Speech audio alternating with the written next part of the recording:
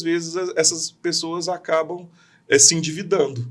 Né? Elas não só perdem o dinheiro que elas têm, mas elas acabam muitas vezes com uma dívida. Então, por que você não... Você quer se associar, você quer fazer parte do empreendedorismo? Associe-se a empresas que já estão no mercado, que já têm resultado, que já têm CEOs aí que foram formados nas melhores universidades do mundo, né? Então, se você pegar, por exemplo, você prefere pegar o seu dinheiro e começar um negócio por um motivo errado, né? E colocar todo o seu dinheiro nisso, a sua energia nisso, ou você pega, por que você não pega esse dinheiro e vai e distribui entre 2, 3 empresas que, por exemplo, na Vale, que você tem aí uma empresa de mineração, né, consolidada de quantas décadas tem a Vale, né, a Petrobras, que já passou por percalços, mas está aí, né, pujante, gerando lucro. Então, você tem governança, você tem transparência das informações e você não precisa atuar diretamente. Então, é uma forma de você participar do mundo do empreendedorismo, mas investindo em empresas que têm um potencial de crescimento gigante e você ainda recebe um pedaço do lucro delas. Porque para montar uma empresa, você não precisa apenas ter paixão ou um motivo errado, assim como você falou. Você precisa se cercar de pessoas. Você conseguiria montar o meio dividendo só você? Nunca, não. Então, não. E assim são todas as empresas, né? E existe aí um outro livro, vou falando de livros novamente, um livro que também mudou muito a minha visão desse mundo de empreendedorismo, chama O Mito do Empreendedor. Sim. Ele eu não me lembro o nome do autor agora, mas ele também é uma leitura muito gostosa, muito fácil de ser feita. Ele vai brincando ali que ele foi visitar uma mulher, né, que ela tinha uma casa de tortas. E a torta dela era considerada a melhor torta do mundo. Ele foi encontrá-la, ela estava em desespero. Ela falou que já não aguentava nem mais sentir o cheiro das suas tortas. Que todo mundo adorava as tortas dela, falava que ela tinha que começar a vender as tortas. E aí ela fala, e aí ela começou o negócio. Ela fala, a última coisa que eu faço hoje é torta. Porque eu tenho que cuidar do financeiro, eu tenho que cuidar de compras, eu tenho que cuidar de funcionário. Pois é. Então, assim, a última coisa que ela faz é ir para a cozinha fazer a torta. É o que né? Então, trouxe o objetivo todo, né? Mas é esse o motivo, né? Você não empreende para fazer o que você gosta tecnicamente. Muitas vezes você vai ter que contratar alguém para fazer aquilo que você gosta, para se dedicar a várias outras coisas dentro do seu negócio, que são coisas muitas vezes que você não gosta, que você nem está preparado, que você vai ter que buscar preparação. E muitas vezes nem é o melhor que vai se perpetuar no mercado. Vamos pegar um exemplo banal, como um hambúrguer. Por exemplo, você vai numa hamburgueria, tem um hambúrguer top, a melhor carne, o melhor pão, os melhores ingredientes, os melhores molhos, coloca ele aqui, vendo uma pessoa, eu vendo o Wendel. Eu ponho o Wendel gosta de hambúrguer? Adoro. Então, a gente vende aí, ele pega a melhor hamburgueria aqui da cidade, coloca um hambúrguer aqui, você dá uma mordida. Você vai saber qual hambúrguer que é? Se eu pego um Big Mac e coloco aqui, você vai saber que é o Big Mac. Sim. E é isso. E o Big Mac é o melhor? Não é. Não. Só que ele é o mais conhecido. Sim, é o top of mind. E ele te entrega uma coisa, que é previsibilidade. Exato. Você sabe em quanto tempo você vai comer, o gosto que vai ter, quanto você vai gastar, né? O jingle é a receita do hambúrguer. Exato, a procedência de onde vem. Então, assim, você tem uma previsibilidade. Padrão, né? Os padrões. Exato. Então, você tem uma previsibilidade. Você sabe o que você vai encontrar ali, né? E ele se vende claramente como o fast food e pronto. Assim, não é o melhor, não é a carne mais mais terra, nutritivo. Não. E falando desta hamburgueria especificamente, o olhar de ver, nem todo mundo come hambúrguer mais. O que eu vou ter? Saladinha, coisas leves, que é o que eles fizeram. Adaptação, né? Exatamente. Eu acho que mercado é isso. Né? Quando a gente olha para o empreendedorismo, é isso. Muitas vezes a gente ouve todo dia profissionais da nossa área dizendo assim, nossa, daqui a pouco as agências vão fechar todas porque a inteligência artificial vai roubar totalmente o cargo dos criativos, dos redatores, das produtoras. E o que a gente responde é o seguinte, sim, vai, daqueles que não aprenderam a usar da melhor forma a inteligência criativa. Mas não é de quem trabalha com isso, é de quem não levantou para fazer o que era necessário na hora certa. É isso. Né? Eu acho que o empreendedorismo é isso, né? A gente olhar de frente para aquilo e não assim, o que eu ganho com isso, mas onde eu posso contribuir com isso. E se reinventar, né? Que volta aquela história lá, né? Então, assim, como que eu uso isso a meu favor e não contra mim, né? Exatamente. Vai estar na descrição do vídeo, que na parte superior da tela aparece também um podcast ao vivo que a gente gravou. Lá no Festinha a gente falou sobre a comunicação mudou e você também. Isso. E a gente falou muito sobre esses pontos de inflexão, que até um livro do Flávio Augusto, né? Muito bom também. Que ele conta que tiveram muitos momentos de ruptura na sociedade. Nas pinturas, quando surgiram os fotógrafos quando surgiu o computador quando surgiu a inteligência artificial. Acabaram empregos? Podem ter acabado, mas muitos outros saíram. Muitos outros surgiram. E dentro dessas oportunidades, muitas empresas surgem. Muitas fecham, algumas se perpetuam, mas quem consegue ter uma mentalidade correta para empreender e investir corretamente, consegue trilhar um caminho de vitória. Né? Acho que, só concluindo essa pergunta que se levantou, eu acho que é importante que muita gente fala sobre isso, e quem está dentro do mercado é que sabe realmente a resposta. Bancos digitais, que não tem um gerente disponível para atender, uma porta para adentrar, aplicações de renda fixa, que foi o que você citou. Algum risco nesses bancos digitais? Se sim, quais? Ou onde olhar com mais cuidado? Então, todos os bancos, hoje, eles são digitais, né? Eu mesmo não vou a uma agência bancária há muito tempo, né? Então, mas aqueles que não possuem nenhum tipo de agência, né? Hoje, o que acontece? Se você vai investir em um produto financeiro, o governo existe um fundo chamado Fundo Garantidor de Crédito. Certo. Sim.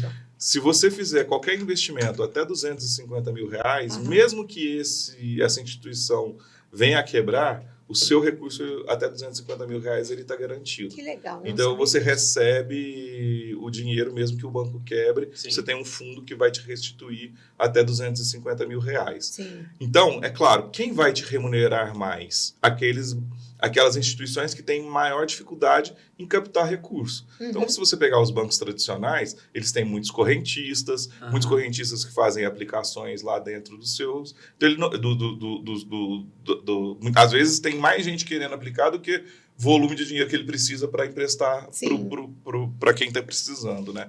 Então, ele paga o quê? Ele paga uma taxa menor, porque eu tenho excesso de oferta aqui para mim, quando eu quiser, né? Então, eu tenho quem me oferte.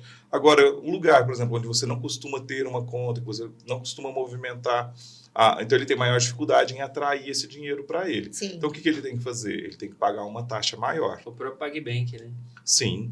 Ele paga uma taxa, o CDB, que acho que é o mais comum que as pessoas usam. Eles pagam muito a mais do que a gente vê em outras fintechs ou bancos tradicionais. O Nubank hoje ele tem uma taxa de 100% para curtíssimo prazo, né? Você CDI. põe hoje e resgata amanhã, então assim... Isso é uma coisa importante, que daqui a pouco eu acho que é importante a gente falar, que é essa questão do prazo de resgate, porque existe uma armadilha na renda fixa, que a gente precisa falar dela, mas, por exemplo, tem instituições que você nem precisa ser correntista. Por exemplo, a Pernambucanas. A Pernambucanas, ela tem a sua própria financeira, onde ela financia os seus compradores, os seus clientes, né? Então, ela tem uma financeira e ela capta dinheiro no mercado. E você não tem uma conta na Pernambucana, você não tem uma conta corrente, uma conta digital dela hoje, né? Então, assim, existem outras alternativas que não são só bancos. Entendi. Existem outras instituições financeiras também que necessitam de dinheiro e que e muitas vezes você não vai ser nenhum correntista dela, né? Então, você tem essas alternativas dentro das plataformas aí, das corretoras, você tem várias alternativas. Mas aí é onde a gente já entra nessa questão da armadilha. Por quê? Muitas dessas instituições também, ela vai te remunerar mais, mas ela não pode fazer, ela tem que ter uma previsibilidade do que ela vai ter. Como ela tem dificuldade em trazer, então ela tem muitas vezes que ter uma previsibilidade do que vai ter no caixa dela. Entendi. Então ela tende a travar o seu dinheiro por um tempo maior. Ela te remunera mais, mas ela trava o seu dinheiro. Você não pode resgatar a qualquer momento. Então, muitas delas têm datas específicas de vencimento, e pode ser de 2 anos ou mais até, né? e algumas delas não te permitem fazer um saque antecipado, um resgate antecipado do seu investimento. Por isso é muito importante você ficar atento a essa condição antes de contratar. Não contrate só pela rentabilidade. Exatamente. Contrate também verificando a possibilidade, se você está disposto a ficar dentro daquele investimento por todo aquele período, aí tudo bem. Vá lá, contrate, tem a melhor rentabilidade, uma instituição ok, você está garantido pelo fundo garantidor de crédito, mas você vai estar travado durante aquele tempo e aí você precisa ter ciência disso. E isso que você está falando, quando a gente não tem o conhecimento, isso assusta. Porque eu fiz um teste num banco digital, né, com um investimento que não era alto, mas eu fiz um teste numa caixinha, que eles chamam de caixinhas, né, para você guardar. E daí, no momento em que eu pus na caixinha, o dinheiro desaparece. Você não visualiza mais aquilo. Então, você procura, cadê? Onde está? Meu Deus, cadê?